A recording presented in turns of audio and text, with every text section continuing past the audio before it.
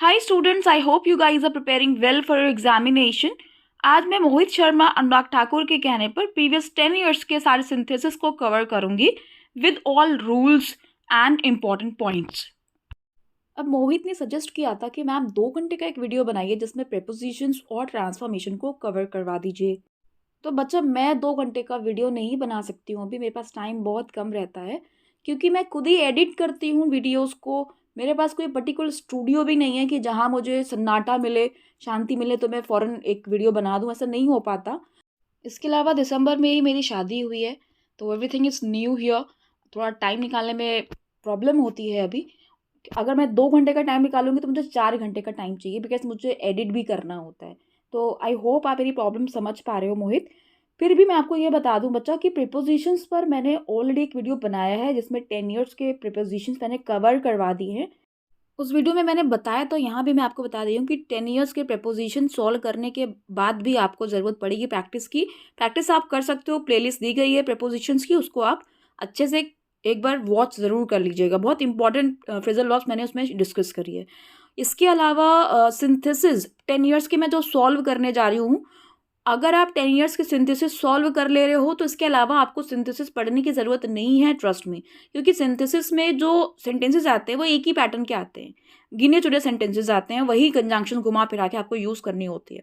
अभी आप खुद जब लास्ट तक पहुँचोगे, सारे 2012 तक सॉल्व कर लोगे मेरे साथ, तो आपको खुद रियलाइज़ होगा हाँ मैम वही कंजंक्शंस हम लोग यूज़ कर रहे हैं। इसके अलावा ट्रांसफॉर्मेशन के लिए भी मैं अलग से एक वीडियो बनाऊंगी प्रीवियस 10 ईयर्स की, और उसके अलावा पढ़ने की ज़रूरत होगी ट्रांसफॉर्मेशन की नहीं होगी वो मैं उस वीडियो में डिस्कस करूंगी। Now without wasting time let's get started. तो चलिए शुरू करते हैं। सिंथेसिस 4 मार्क्स का आता है आपका और 4 पेयर ऑफ सेंटेंसेस आपको दिए जाते हैं, दोनों को आपको ज्वाइन करना होता है। ओके, और वहाँ पे स्ट्रिक्टली आपसे मना किया जाता है कि ज्वाइन करने के लिए आप इन 3 कंजंक्शंस का यूज़ नहीं करेंगे। वो 3 कंजंक्शंस है and, but, so. And, but, so use करने को मना किया जाता है क्योंकि ये 3 कंजंक्शंस बहुत ही कॉमनली यूज कंजंक्शंस होते हैं।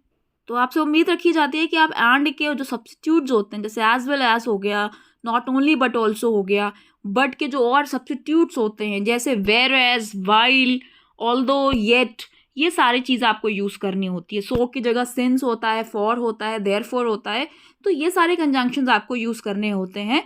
ओके, और एक चीज़ और, आप अगर पढ़ेंगे तो वहाँ लिखा है join the sentences without using this this this. उन्होंने ये नहीं कहा कि यूजिंग कंजंक्शन।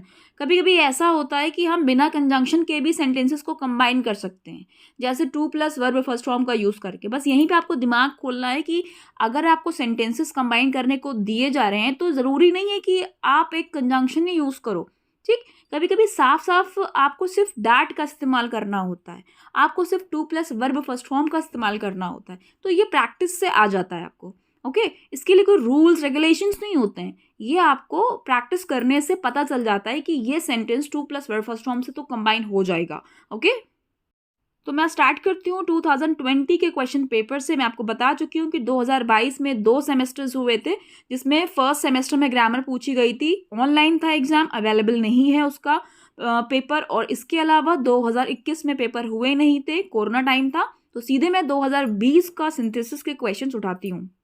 फर्स्ट सेंटेंस है, Sara and Tyra are twins, they look exactly alike. Sara और तारा ट्विंस हैं, वे एक जैसी दिखती हैं। तो सारा तायरा जो कि एक जैसी दिखती हैं, ट्विंस हैं। हु का यूज कर सकते हो आप, Sara and Tyra who look exactly alike are twins. अगर आपके दिमाग में इस तरीके से आंसर आ रहा है कि सारा एंड तायरा एक जैसी दिखती हैं क्योंकि वे ट्विंस हैं, तो ये भी करेक्ट है। Sara and Tyra look exactly alike because they are twins. तो यहाँ मैं आपको बताती चलूँ, अगर आपको क्योंकि यूज़ करना है, आपको लग रहा है कि क्योंकि फिट हो रहा है दोनों में, तो क्योंकि के लिए आपके पास ऑप्शंस क्या क्या हैं। आपके पास ऑप्शन पहला तो बिकॉज होता है, आपको रटा रटाया है ये बिकॉज। बिकॉज के प्लेस पे आप और भी ले सकते हो, सिंस ले सकते हो, एज ले सकते हो, या फिर कॉमा करके फॉर ले सकते हो। कॉमा फॉर का मतलब भी होता है बिकॉज। ध्यान रखिए, फॉर का एक प्रेपोजिशन की तरीके से यूज़ किया जाता है जिसका मतलब होता है के लिए, बट यहाँ मैं क्या बता रही हूँ, बिकॉज का सेंस बता रही हूँ, क्योंकि का, तो आप कॉमा यूज़ करोगे, ठीक है, जिसका मतलब होता है बिकॉज। अब आगे किसी भी सेंटेंस में क्योंकि का सेंस आएगा तो मैं बार बार नहीं बताऊंगी कि इतने सारे कंजंक्शंस आप यूज़ कर सकते हो, ठीक है, सीधे मैं आंसर बताऊंगी। सेकेंड सेंटेंस है, Rohan does not like to play cricket, he does not like to play hockey either. Rohan को क्रिकेट खेलना नहीं पसंद है और रोहन को हॉकी भी खेलना नहीं पसंद है। तो ये जो एक पैटर्न है ना सेंटेंस का, बहुत पूछा जाता है। ये भी नहीं, ये भी नहीं, नॉट नॉट, यानी दो सेंटेंसेस होंगे, दोनों में नॉट नॉट आ रहा होगा। समझ जाइए, यहाँ पे यूज करना है आपको नाइदर नॉर, ना तो ये ना तो वो।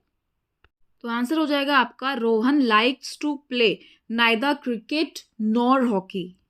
अगर आप इस तरीके से बनाते हो Rohan neither likes to play cricket nor hockey, तो गलत हो जाएगा। गलत क्यों हो जाएगा? क्योंकि नाइदर नॉर का जो पेयर यूज किया जाता है नाइदर के बाद और नॉर के बाद, वो दो चीजें रखी जाती हैं जिनका कंपैरिजन हो रहा है। यहाँ क्रिकेट और हॉकी दोनों की बात की जा रही है। ओके, तो क्रिकेट और हॉकी आना चाहिए नाइदर नॉर के बाद। अब अगर आप इस तरीके से लिख दोगे तो नाइदर के बाद लाइक्स चला जाएगा और नॉर के बाद हॉकी, तो ये गड़बड़ हो जाएगा। नाइदर के बाद आपने एक्शन लगा दिया लाइक्स और नॉर के बाद आप नाउन लिया है। तो अगर दो एक्शंस का कंपैरिजन किया जा रहा है तो वो एक्शन आना चाहिए नाइदर नॉर के बाद। अगर दो अलग अलग नाउन्स की बात हो रही है तो वो नाइदर नॉर के साथ आएंगे। Let's take one more example. He was not happy, he was not sad. यहाँ पर भी आप देख रहे हो ना, नॉट नॉट आ रहा है, तो नॉट नॉट पहचान होती है नाइदर नॉर की। तो आप बनाओगे he was neither happy nor sad. तो अगर इस तरीके से लिख दोगे ही नाइदर वॉज, तो गलत हो जाएगा। ठीक, क्यों? क्योंकि नाइदर नॉर के बाद सेम सेम चीज आनी चाहिए जिन दो चीजों की बात हो रही है। वापस आते हैं थर्ड नंबर सेंटेंस पर। Sania pushed as hard as she could, the door would not open. Would use किया जाता है पास्ट के एक्शन के लिए, यानी सानिया ने बहुत जोर लगाया जितना वो लगा सकती थी, लेकिन तब भी दरवाजा नहीं खुला, दरवाजा नहीं खुल पाया। This is the sense here. तो ये दिखा रहा है कंट्रास्ट। रट लीजिए इस चीज को, जब कभी भी आपको कंट्रास्ट सिचुएशन मिलेगी दो सेंटेंसेस के जरिए, वहां पे आप ये कंजंक्शन यूज करोगे। ऑल्दो के साथ कॉमा लगा दोगे, दो के साथ येट यूज करोगे, या फिर आप यूज कर सकते हो हाउएवर। हाउएवर का भी मतलब होता है हालांकि। ठीक, जब कभी कोई एक्शन का जो रिजल्ट होना चाहिए जनरली वो ना हो कि कुछ और रिजल्ट हो, उसका ऑपोजिट रिजल्ट हो, उसी को कहते हैं कंट्रास्ट की सिचुएशन होना। ठीक है, वहां पे हम ये यूज करते हैं तीन कंजंक्शन जो मैंने आपको बताए, इसको याद कर लीजिए। ऑल्दो के साथ कॉमा, दो के साथ येट, या फिर हाउएवर। ओके, तो यहाँ पे आपको दिख रहा है कि दम लगाया उसने सानिया ने, लेकिन तब भी दरवाजा नहीं खुला। ठीक है, लेकिन जबकि होना क्या चाहिए, दरवाजा खुल जाना चाहिए था।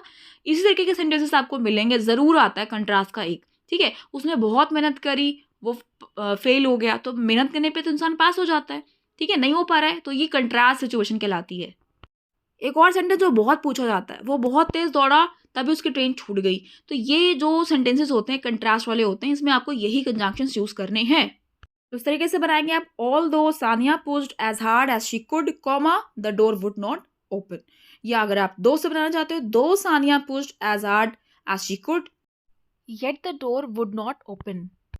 नेक्स्ट सेंटेंस है the school bus drove through the gate, the clock was striking 8 at that moment. School bus gate से होते हुए आगे बढ़ी, उस वक्त 8 बज रहे थे।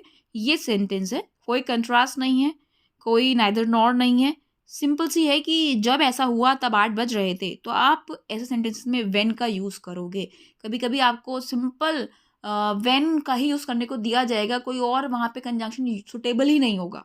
ठीक है, आपका आंसर हो जाएगा when the school bus drove through the gate, the clock was striking 8 at that moment.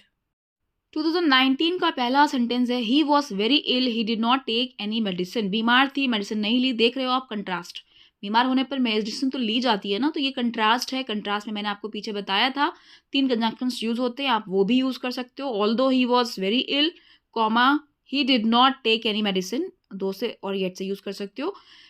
यहाँ पर एक और मैं कंजंक्शन आपको बताती हूँ कंट्रास्ट के लिए। In spite of verb ING का यूज करते हैं, जिसका मतलब होता है के बावजूद, यानी ये काम करने के बावजूद भी ऐसा हुआ, तो वहां पे आप in spite of verb ING use करते हो।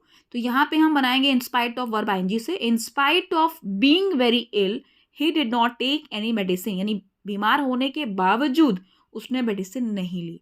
ओके, वॉज का आईएनजी फॉर्म होता है बीईआईएनजी, बीइंग, याद रखिएगा। आप दो और येट और ऑल्दो से भी बना सकते हो। नेक्स्ट सेंटेंस है you come back from your holiday, we will discuss the problem. तो ये भी व्हेन वाला केस है कि तुम हॉलीडे से वापस आ जाओ, हम प्रॉब्लम डिस्कस करेंगे। तो हम प्रॉब्लम कब डिस्कस करेंगे? जब तुम वापस आ जाओगे, राइट। तो आप इस तरीके से बनाओगे we will discuss the problem when you come back from your holiday. ध्यान रखिएगा, व्हेन के फौरन बाद यू विल कम नहीं लिखिएगा। Okay, we will discuss the problem when you come back. क्यों? क्योंकि भाई ये कंडीशनल सेंटेंस का पार्ट है। व्हेन, इफ, कोई भी कंजंक्शन के आगे आप विल का यूज नहीं करोगे। ओके, फिलहाल आप इतने समझ लो, व्हेन वाले क्लॉज में आपको विल नहीं रखना है, सिंपल आपको प्रेजेंट टेंस का ही यूज करना है। We will discuss the problem when you come back from your holiday. Next sentence है, he remained absent on Friday, it was foolish of him. Friday को वो एब्सेंट हो गया, it was foolish of him का मतलब है कि ये उसने मूर्खता की, ये उसकी बेवकूफ़ी थी। It was foolish of him, answer आपको खुद ही दिया गया है। It was foolish of him एक तरीके से मुहावरा होता है, इसके आगे to plus verb first form use किया जाता है। उसकी बेवकूफ़ी थी कि उसने उसकी मदद करी। It was foolish of him to help him out, right. तो जो भी काम उसने बेवकूफ़ी वाला किया है वो आप to plus verb first form से जोड़ दीजिए वहाँ पे, तो आपका आंसर बन जाएगा। ठीक है, तो it was foolish of him, उसने क्या काम किया, एब्सेंट होने का। आपको ये बात पता होना चाहिए, टू के बाद वर्ब की फर्स्ट फॉर्म आती है, यहाँ रिमेंड दिया गया है, ईडी उड़ाना पड़ेगा आपको, ईडी हटा देंगे आप। It was foolish of him to remain absent on Friday. Fourth sentence भी कंट्रास्ट का है, Rahul ran all the way to the bus stop, he miss the bus, पूरे रास्ते दौड़ा, बस मिस हो गई। तो आप वही ऑल दो कॉमा दो ही एड से बना सकते हो, और अभी मैंने आपको क्या बताया था, in spite of verb ING form, तो यहाँ पे बना सकते हो in spite of running all the way to the bus stop comma Rahul missed the bus. ठीक, इंस्पाइट ऑफ के बाद हमेशा आपको वर्ब की आईएनजी फॉर्म ही यूज करनी होती है। तो पहले सेंटेंस में रैन था, तो रैन का आईएनजी फॉर्म क्या होगा, रनिंग। एक बात ध्यान रखिएगा, ऐसे सेंटेंसेस में जो मेन सब्जेक्ट होगा राहुल, वो सेकंड सेंटेंस में ही आएगा। ठीक है, इंस्पाइट ऑफ के बाद सीधे आप वर्ब लेके आओगे, इंस्पाइट ऑफ रनिंग ये नहीं लिखोगे, इंस्पाइट ऑफ राहुल रैन, इस तरीके से नहीं बनेगा। In spite of running verb ING form all the way to the bus stop comma जो नाम है राहुल है वो आएगा सेकंड सेंटेंस में। राहुल ने क्या किया, मिस द बस, राहुल मिस द बस।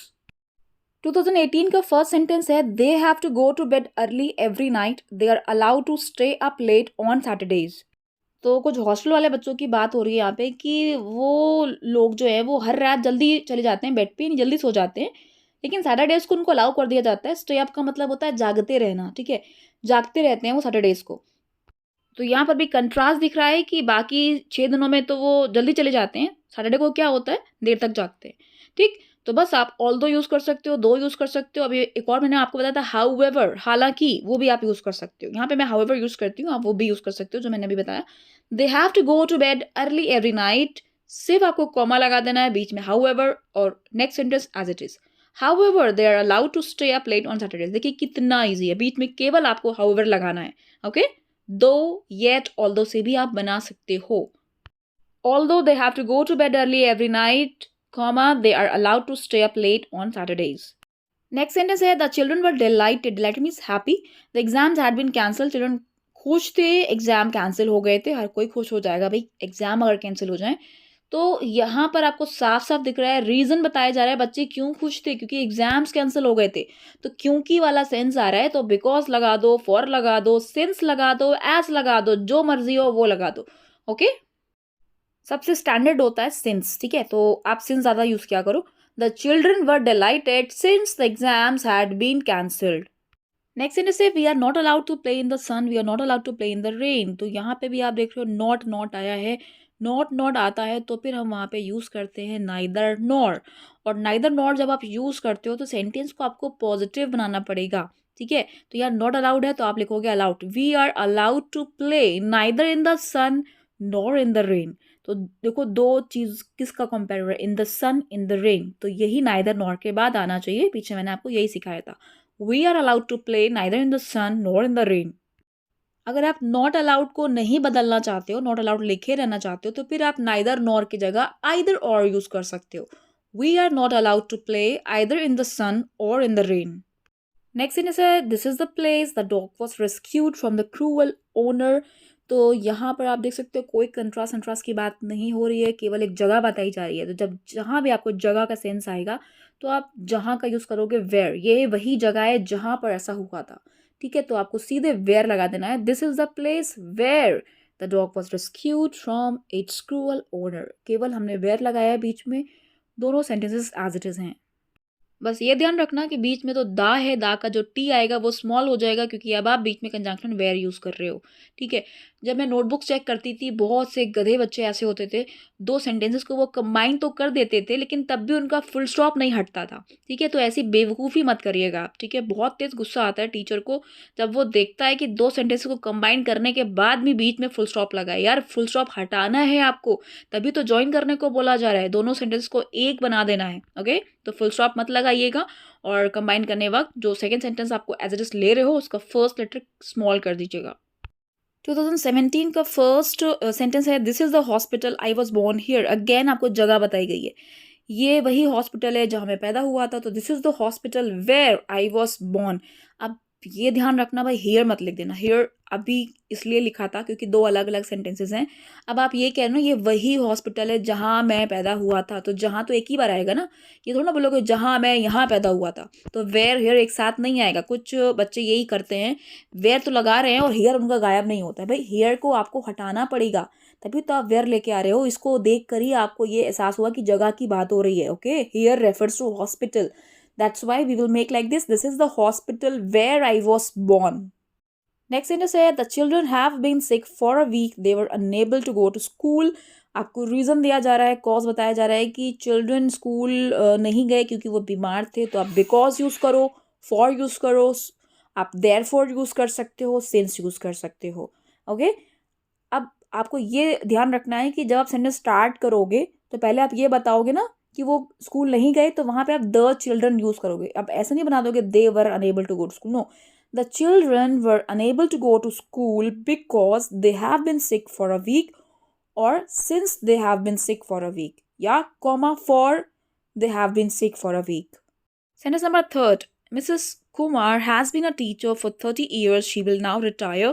आप देख सकते हो कोई रीज़न की बात नहीं हो रही, कोई कंट्रास्ट नहीं आ रहा है, कोई जगह की बात नहीं हो रही है, एक इंसान की बात हो रही है और उसी इंसान की दूसरी बात सेंटेंस में बताई जा रही है। ये एक पहचान है, आपको केवल हु का यूज़ कर देना है। मिसेस कुमार जो कि 30 साल से टीचर हैं, आप रिटायर हो जाएंगी, तो जो कि यानी हु का यूज़ करना है आपको। Mrs Kumar who has been a teacher for 30 years comma will now retire. ठीक है, ध्यान रखिएगा जब आप हु का यूज़ करते हो तो जो आगे वाला पार्ट है, आगे वाली जानकारी है उसी इंसान की, वो आप कॉमा लगा के लिखोगे और उसके लिए जो प्रोनाउन यूज़ हो रहा है शी है, ही है, उसको आपको हटाना पड़ेगा। ठीक है, Mrs Kumar who has been a teacher for 30 years comma will now retire. कुछ बच्चे शी विल नाउ रिटायर लिख देते हैं, तो ये गलत हो जाएगा आपका। ठीक है, शी क्यों हटा रहे हैं? क्योंकि हम बीच में हु लगा चुके हैं। मिसेस कुमार जो कि 30 साल से टीचर है, रिटायर हो जाएंगी। ठीक है, तो आप कॉमा के बाद सीधे लिखोगे विल नाउ रिटायर।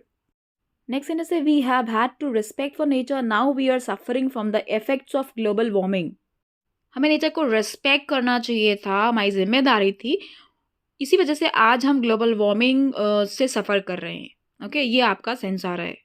तो ध्यान से आप देखोगे तो ये कॉज बताया जा रहा है कि आज हम क्यों सफ़र कर रहे हैं ग्लोबल वार्मिंग से, क्योंकि हमने कभी रिस्पेक्ट ही नहीं किया या हमारे अंदर रिस्पेक्ट ही नहीं है नेचर के लिए। तो उस तरीके से बना सकते हो आप, we are suffering from the effects of global warming since we have no respect for nature. ऐसे भी बना सकते हो आप, देयरफॉर का यूज़ कर लो, कॉन्सिक्वेंटली का यूज़ कर लो, we have no respect for nature, consequently we are suffering from the effects of global warming, और therefore we are suffering from the effects of global warming. Consequently means होता है जिसकी वजह से। ओके, 2016 का फर्स्ट सेंटेंस है, माई grandfather is very old he is very active. देख रहे हो, साफ साफ कंट्रास्ट है। मेरे ग्रैंडफादर बहुत बूढ़े हैं, एक्टिव हैं। बहुत बूढ़े लोग एक्टिव जनरली नहीं होते हैं, यही तो कंट्रास्ट होता है। तो कंट्रास्ट के लिए क्या यूज़ करते हैं हम लोग? ऑल्दो के साथ कॉमा, दो के साथ येट, या फिर हाउएवर, या in spite of verb ING form. Okay, तो यहाँ पे आप बनाओगे although my grandfather is very old comma he is very active, और कॉमा के बाद जब आप ही लिखोगे तो एच आपका स्मॉल होगा। नेक्स्ट सेंटेंस है, Mala is not in the classroom, Mala is not in the library. तो आप देख रहे हो कि कितनी बार नॉट रिपीट हुआ है, वही मैं आपको बता रही थी कि वही पैटर्न आते हैं सेंटेंसेस के। तो क्या यूज करते हैं नॉट आने पर? Neither nor. Mala is neither in the classroom nor in the library.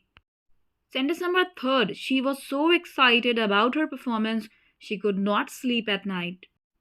अब जो स्मार्ट बच्चे हैं जिन्होंने टू टू ट्रांसफॉर्मेशन पे कमांड कर रखा है, उनके दिमाग में तुरंत क्लिक हो जाएगा कि यहाँ पे हमें कंजंक्शन दैट का यूज करना है।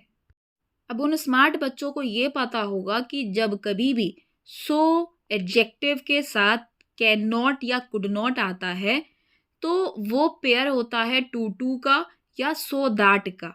ठीक है, तो भाई so that, can not, could not, too to ये आपस में रिवर्सिबल होते हैं।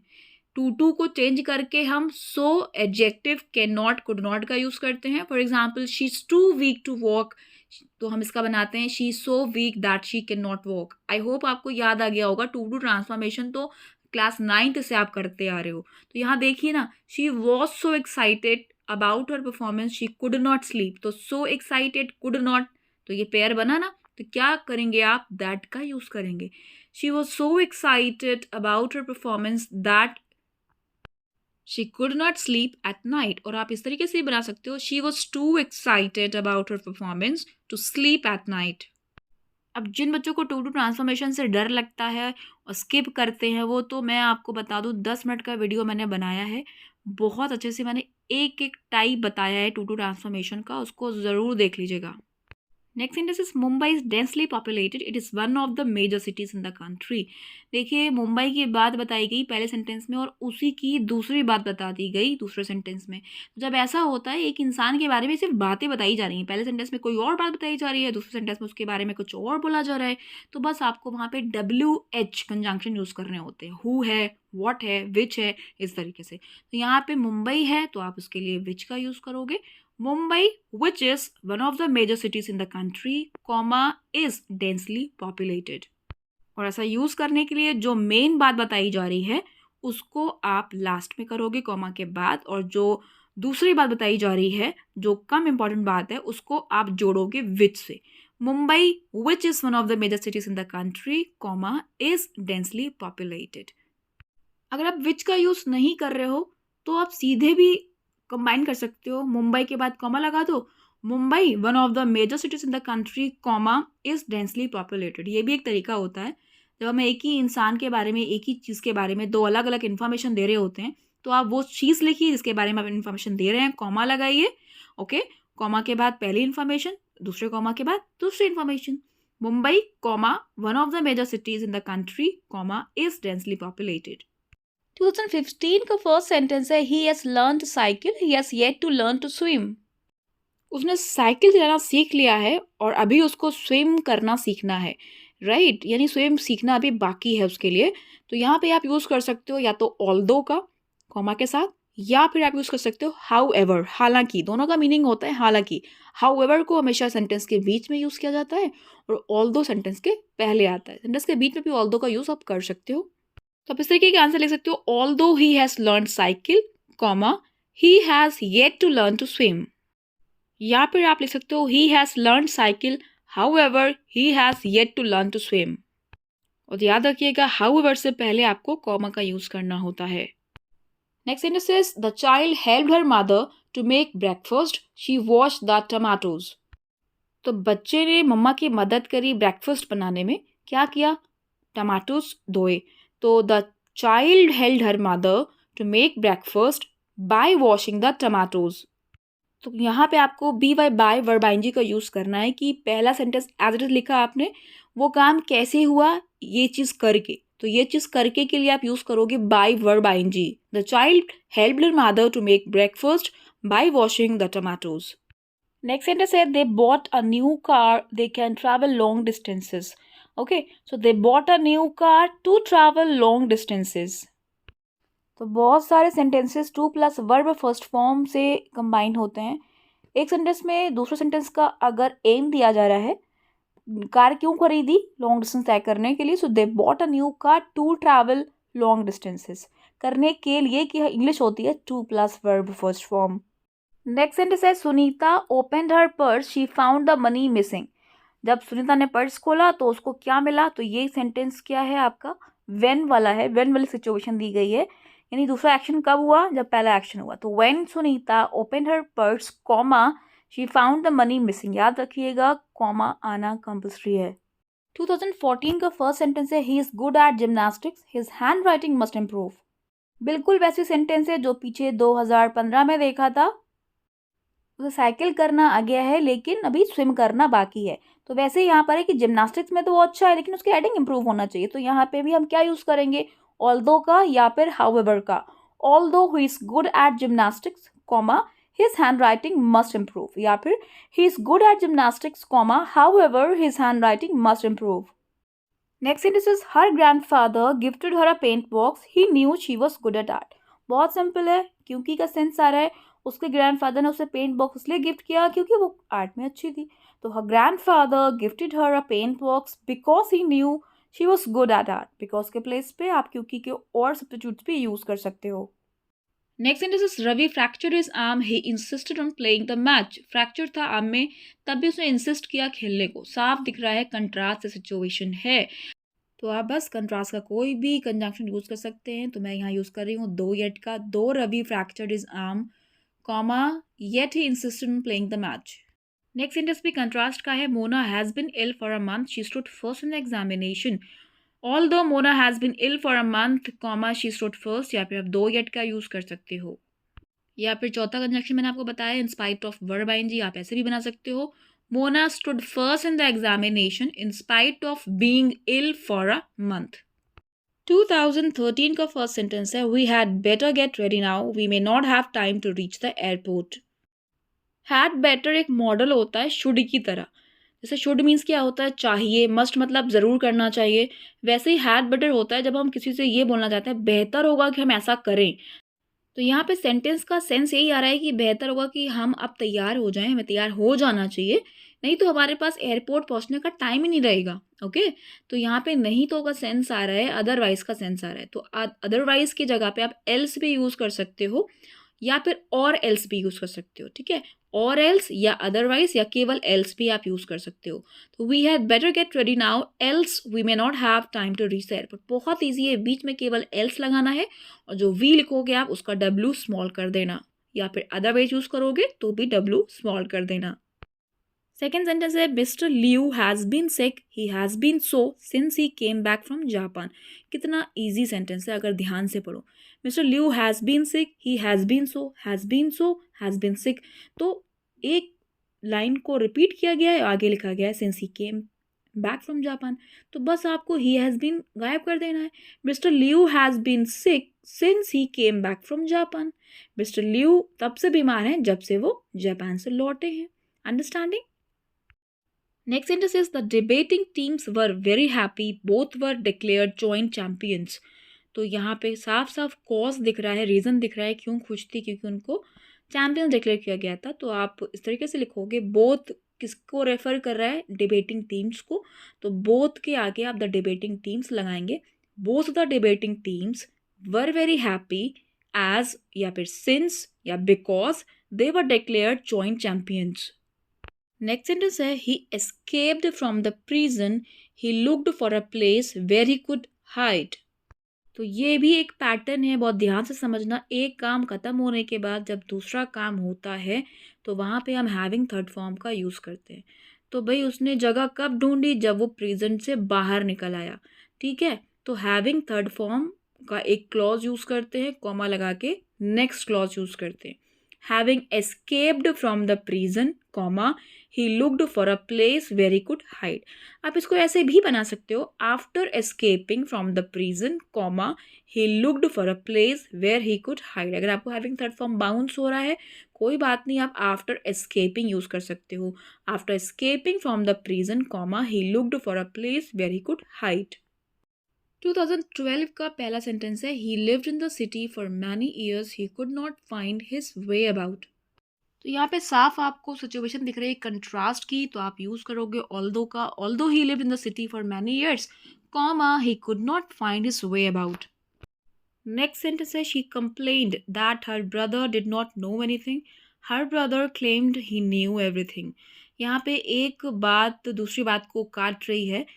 उसने कंप्लेन करी कि उसके भाई को कुछ नहीं पता था, जबकि उसके भाई ने बोला उसे हर कुछ पता है, यानी हर चीज़ पता है। तो ये यहाँ पे क्या हो रहा है, एक बात दूसरे बात को कंट्रास्ट कर रही है। तो ऐसे जगह पे आप यूज़ करते हो वेयर एज का या फिर वाइल का। ऐसा था जबकि ऐसा था, राइट। तो बस आपको बीच में वेयर एज का यूज़ करना है। She complain that her brother did not know anything whereas her brother claimed he knew everything. While भी यूज़ कर सकते हो वेयर एज के प्लेस पे। याद रखना ऑल्दो येट का यूज़ यहाँ मत करना। ओके, यहाँ पे एक सेंटेंस दूसरे सेंटेंस को कंट्रास्ट कर रहा है, तो इसी जगह पे वेयरएज और वाइल ही सूट करता है। Next sentence is the coffee is not strong, it would not keep us awake. यहाँ पे हम यूज़ करेंगे टू। जैसे पीछे मैंने आपको बताया था she is so weak that she can not walk, तो हम क्या बनाते हैं, she is too weak to walk, right. Similarly यहाँ पर भी वही हाल है कि कॉफ़ी स्ट्रॉन्ग नहीं है कि हमें वो जगा पाए। The coffee is not too strong to keep us awake. Next sentence, I finished my homework, I switched on the TV. एक काम खत्म करने के बाद दूसरा काम जब आप करते हो तो वहाँ पे हैविंग थर्ड फॉर्म का यूज़ करते हैं। अभी मैंने आपको बताया था having finished my homework comma I switched on the TV, या फिर आप ऐसे बना सकते हो after finishing my homework comma I switched on the TV, या फिर आप एज सुन एज से भी बना सकते हो। मैंने टीवी ऑन करी जैसे ही मैंने अपना होमवर्क फिनिश किया। I switched on the TV as soon as I finished my homework. उल्टा मत बना देना कि I finished my homework as soon as I switched on the TV. ऐसे नहीं बना देना, गलत सेंस आएगा। Okay, how did you find the explanation and this video? Let me know in the comment box. Thank you for watching.